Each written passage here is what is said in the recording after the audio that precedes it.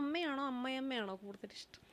ആ, അമ്മ എന്ന് പറഞ്ഞു കഴിഞ്ഞാൽ എനിക്ക് അമ്മേനോടുള്ള ഒരു ഇമോഷൻ ഇപ്പൊ കൂടുതൽ ആരുടെ കൂടെ ടൈം സ്പെൻഡ് ചെയ്യുന്നത്? നിക്കുന്നത് അമ്മയുടെ കൂടെയാണോ? അമ്മയുടെ കൂടെയാണ്. പക്ഷെ ഞാനും അമ്മയും ഉണ്ടായിരുന്ന സമയത്ത് ഞാനും അമ്മയും ഭയങ്കര വഴക്കായിരുന്നു. കാരണം വെച്ചാൽ അമ്മ വഴിയാണ് ഞാൻ ഫീൽഡിലേക്ക് വരുന്നത്. അപ്പം നല്ല പ്രായമാണ്, 15, 16, 17. അപ്പം അമ്മ എന്നെ എവിടെയും വിടില്ല. ഇപ്പം എന്നെ വുമൻസ് കോളേജിൽ കൊണ്ടാക്കി, ഞാൻ മിക്സഡ് കോളേജിൽ എനിക്ക് ചേരണം എന്നൊക്കെ പറഞ്ഞു. നമ്മൾക്ക് ഈ മറ്റേ സിനിമയിലൊക്കെ കാണുന്നതാണല്ലോ കോളേജ് എന്നൊക്കെ പറഞ്ഞാൽ. അപ്പം അമ്മ എന്നെ വുമൻസ് കോളേജിലാക്കി. അപ്പോൾ എനിക്ക് അമ്മേനോടൊരു ദേഷ്യം. പിന്നെ ഫ്രണ്ട്സിൻ്റെ കൂടെ എന്നെ എവിടെയും വിടില്ല. ഈ അമ്മ എവിടെ ഞാൻ വരണമെങ്കിൽ അമ്മ എൻ്റെ കൂടെ. അപ്പോൾ ആ സമയത്തൊക്കെ നമ്മളുടെ ഒരു പ്രായത്തിൽ ഈ അമ്മ എന്താ ഇങ്ങനെ, ഈ അമ്മ എന്താ എന്നെ ഫോൺ വിളിക്കുകയാണെങ്കിൽ മറ്റേ നീ ഫോൺ വെച്ചോ അന്ന് മൊബൈൽ ഫോണൊക്കെ ഒരു ഫോണല്ലേ ഉള്ളൂ, അത് അമ്മയ്ക്കേ ഉള്ളൂ. അപ്പം ഈ പറയുന്ന പോലെ അമ്മ ഫോൺ തരില്ല. അപ്പം അങ്ങനെയൊക്കെ ഭയങ്കര. പക്ഷെ അതിൻ്റെ ഒരു അതുകൊണ്ട് എവിന് എൻ്റെ അമ്മേനെ ഭയങ്കര ഇഷ്ടമാണ്. അമ്മ അത്രയും സ്ട്രിക്റ്റ് ആയതുകൊണ്ടാണ് എന്ന് അങ്ങനെ പറയും.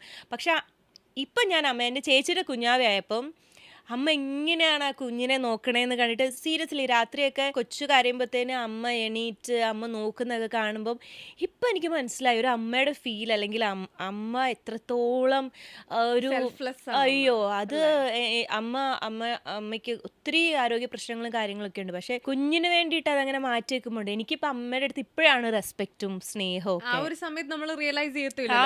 എനിക്കാണെങ്കിലും സെയിം സിറ്റുവേഷൻ ഉണ്ടായിട്ടുണ്ട്. സ്കൂളിലാണെങ്കിലും കോളേജിലാണെങ്കിലും എന്നെ ഇങ്ങനെ പൊതിഞ്ഞു അത് നമ്മൾക്ക് വേണ്ടിയിട്ടാണ്, നമ്മളുടെ നന്മയ്ക്ക് വേണ്ടിയിട്ടാണുള്ളത്.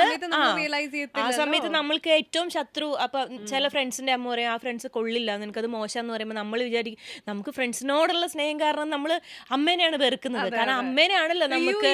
സെയിം അടി എനിക്ക് ഉണ്ടായിട്ടുണ്ട്. അമ്മ പറയും ഇത് ശരിയാകത്തില്ല, നിനക്ക് ശരിയായുള്ള ഫ്രണ്ട് അല്ല ഇതെന്ന്. പക്ഷെ കറങ്ങി തിരിഞ്ഞ് അങ്ങനെ വരും. അമ്മ എന്ന് പറയാൻ നമുക്ക് സത്യം അതാണ്, ആ ഒരു ഫ്രണ്ട് നമുക്ക് നല്ലതല്ലാതെ ആകും. സത്യം അത് അമ്മ പറയുന്നത് കറക്റ്റ്. അമ്മ ഒരു ഞാനെപ്പോഴും വിചാരിക്കും എൻ്റെ അമ്മ ഒരു റബ്ബർ പന്ത് പോലെയാണ്, എത്ര എറിഞ്ഞാൽ അമ്മ തിരിച്ച് ഇങ്ങോട്ടേക്ക് വരും. അതൊരു ഭയങ്കര ഫീലാണ്. അത് അമ്മമാരെല്ലാം ഐ തിങ്ക് അങ്ങനെ തന്നെയല്ലേ. നമ്മൾ എത്രത്തോളം തള്ളി പറഞ്ഞാലും സത്യം അവരേ ഉള്ളൂ. അത് നമ്മൾക്ക് ഒരിക്കലും എന്താ പറയുക, നമ്മൾക്ക് ഒരിക്കലും ആ പ്രായത്തിലോ അല്ലെങ്കിൽ ഈ ഒരു കൗമാര പ്രായത്തിലുള്ള പിള്ളേരോടൊന്നും പറഞ്ഞാൽ അവർക്ക് മനസ്സിലാവില്ല. ഇതെല്ലാം നമ്മുടെ എക്സ്പീരിയൻസ് അല്ലേ, നമ്മുടെ ടൈമും നമ്മുടെ അനുഭവങ്ങളും നമ്മൾ അങ്ങനെയാണ് വരിക. ഇപ്പം എനിക്കിങ്ങനെ സംസാരിക്കാൻ പറ്റുന്നത് പോലും എൻ്റെ ഒരു അനുഭവത്തിലൂടെയാണ്, അല്ലാതെ ഒരിക്കലും എനിക്ക് മനസ്സിലാവില്ലല്ലോ. പിന്നെ എനിക്കറിയാം ചേച്ചിക്ക് എല്ലാത്തിനേക്കാളും ഭയങ്കര ഇമ്പോർട്ടൻസ് ആണ് ഫ്രണ്ട്ഷിപ്പ്. ഞങ്ങൾ തമ്മിൽ ഭയങ്കര ഒരു മ്യൂച്വൽ കാര്യം ഉള്ളതിനും ഫ്രണ്ട്ഷിപ്പിലാണ്.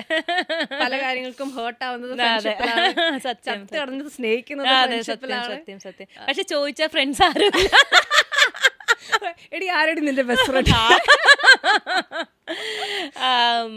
സത്യം എനിക്ക് ഇപ്പം ഞാൻ പറയല്ലോ, എനിക്ക് അങ്ങനെ ഫ്രണ്ട്സ് അത് ഞാൻ എപ്പോഴും വിചാരിക്കും നമുക്ക് ഒരു ഫ്രണ്ട്ഷിപ്പ് എന്താന്ന് എന്നോട് ചോദിച്ചാൽ എനിക്ക് അറിയില്ല. സീരിയസ്ലി എന്താണ് ഫ്രണ്ട്ഷിപ്പ് എന്ന് എന്നോട് ചോദിച്ചു കഴിഞ്ഞാൽ ഞാൻ ചിലപ്പോൾ അമ്മയുടെ സ്നേഹത്തെക്കുറിച്ച് പറയും, എൻ്റെ ഹസ്ബൻഡിൻ്റെ സ്നേഹത്തെക്കുറിച്ച് പറയും, ചിലപ്പം ഒരു കുഞ്ഞിൻ്റെ സ്നേഹത്തെ. പക്ഷേ എനിക്ക് ഫ്രണ്ട്ഷിപ്പ് എന്താണെന്ന് ചോദിച്ചു കഴിഞ്ഞാൽ എനിക്ക് ഇപ്പോഴും എനിക്കറിയില്ല, എന്താണെന്ന് എനിക്കറിയില്ല. കാരണം എനിക്കൊക്കെ ലൈഫിൽ ഞാൻ ഭയങ്കര ഇപ്പം സ്നേഹിക്കുന്നിടത്ത് ഞാൻ ഭയങ്കര ട്രൂ ആയിരിക്കും, ഞാൻ ഭയങ്കര ജെന്യൂൻ ആയിരിക്കും, ഞാൻ ഭയങ്കര എല്ലാം മറന്ന് നിൽക്കും. ആ സമയത്ത് ഞാൻ ചിന്തിക്കുന്നത് എന്നെപ്പോലെ തന്നെയായിരിക്കും മറ്റുള്ളവരെന്നാണ്. പക്ഷെ അത് ചിലപ്പം മേ ബി അവരുടെ സാഹചര്യം ആയിരിക്കാം, അല്ലെങ്കിൽ അവർക്ക് അതെനിക്ക് തിരിച്ച് കിട്ടാറില്ല. ഒരു പ്രയോറിറ്റൈസേഷൻ തിരിച്ച് പലപ്പോഴും കിട്ടാത്തൊരു വ്യക്തിയാണ് ഞാനും കംപ്ലീറ്റ്ലി ഗിവൺ ആയിരിക്കും. അതായത് എന്റെ ടൈം, എന്റെ എനർജി അത് ഡ്രെയിൻ ആവുന്നിടം വരെ ഞാൻ അതാണ്. ഇവൻ എനിക്ക് അങ്ങനെ ആയാലും ഞാൻ തിരിച്ചു കൊടുക്കൂടാ. ലൈക്ക് അങ്ങനെ കൊടുത്ത് പിന്നെ പക്ഷെ പഠിക്കത്തില്ല. പിന്നെ എനിക്കും അതെ, ഞാൻ പഠിക്കില്ല. കാരണം ഞാൻ എപ്പോഴും ചിന്തിക്കുന്നതെന്ന് വെച്ച് കഴിഞ്ഞാൽ ഞാൻ മറ്റെല്ലാ കാര്യത്തിലും ഞാൻ ഭയങ്കര ഒരുപിടി മുകളിൽ തന്നെയാണെന്ന് ഞാൻ പറയും. എനിക്ക് ബാക്കി എല്ലാ കാര്യത്തിലും ഞാൻ ഭയങ്കര സ്ട്രോങ് ആണ്. പക്ഷെ ഫ്രണ്ട്ഷിപ്പിൻ്റെ കാര്യം എടുത്തു കഴിഞ്ഞ് കഴിഞ്ഞാൽ ഞാൻ ആ കാര്യത്തിൽ എനിക്കറിയില്ല, ഞാൻ ആ കാര്യത്തിൽ ഭയങ്കര തോൽവിയാണ്. ഞാൻ